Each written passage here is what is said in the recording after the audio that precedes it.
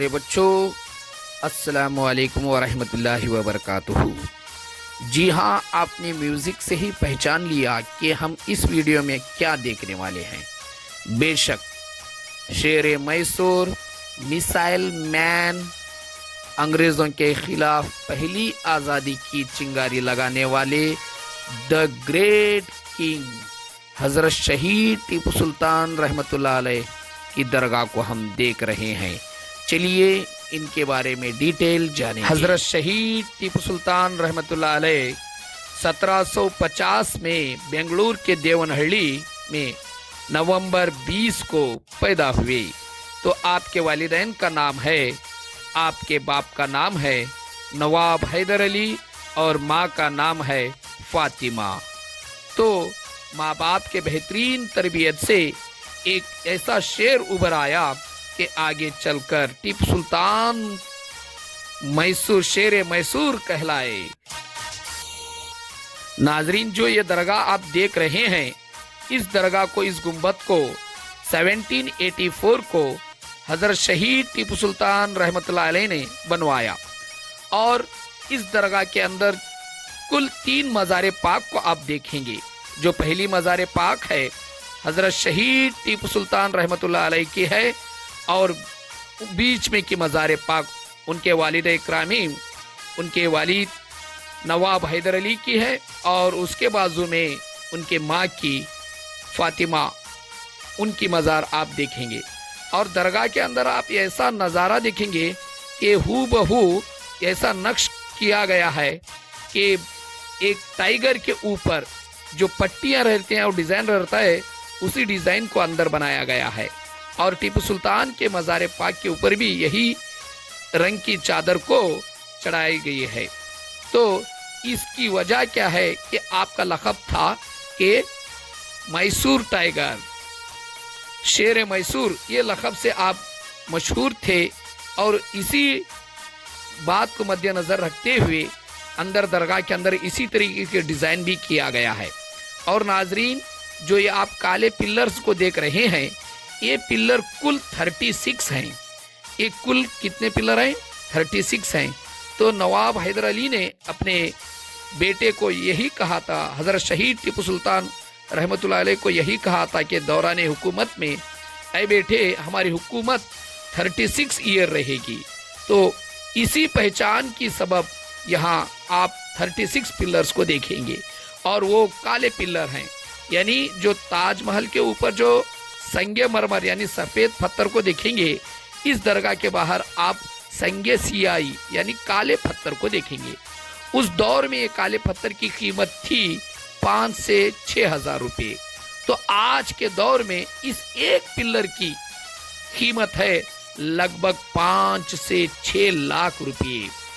और नाजरीन, इस दरगाह के आप इर्द गिर्द उनके ख़ानदान वालों की, उनके रिलेटिव्स की मज़ार पाक को देखेंगे, और उनके कमांडर, उनके सिपह सालारों की मज़ार पाक को भी आप देखेंगे।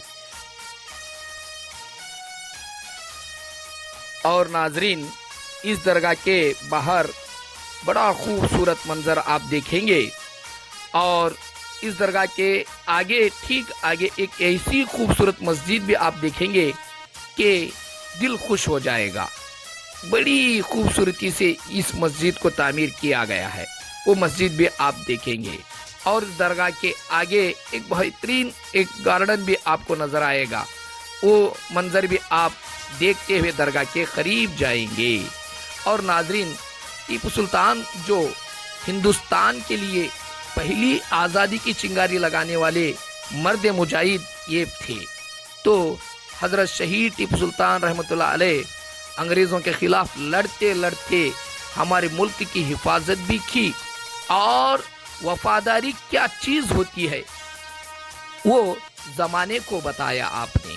तो अपने 2 बच्चों को अंग्रेज़ों के यानी दुश्मनों के घर में गिरवी रखा, मगर सरेंडर कभी नहीं हुए, उनकी दोस्ती नहीं की, बल्कि लड़ते लड़ते लड़ते आखिर शहादत का जाम पिए, मगर अंग्रेज़ों के खिलाफ कभी झुके नहीं।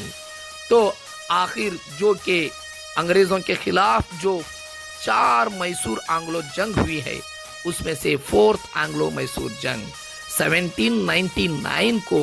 नाजरीन, इस जमाना वक्त गवाह है कि मीर सादिक बड़े धोखे से, यानी एक रास्ता ऐसा था कि वो रास्ते पे सिपाहियां हथियार के साथ तैनात थे, मगर मीर सादिक ने उन तमाम सिपाहियों को पेमेंट देने के बहाने से, तनख्वाह देने के बहाने से उस रास्ते से निकाल लिया।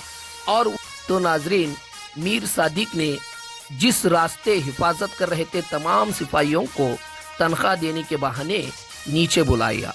तो 4th एंग्लो मैसूर जंग 1799 को जो हुई है, उस वक्त वो रास्ता जो मजबूत था, वहाँ से कोई भी दाखिल नहीं हो सकते थे।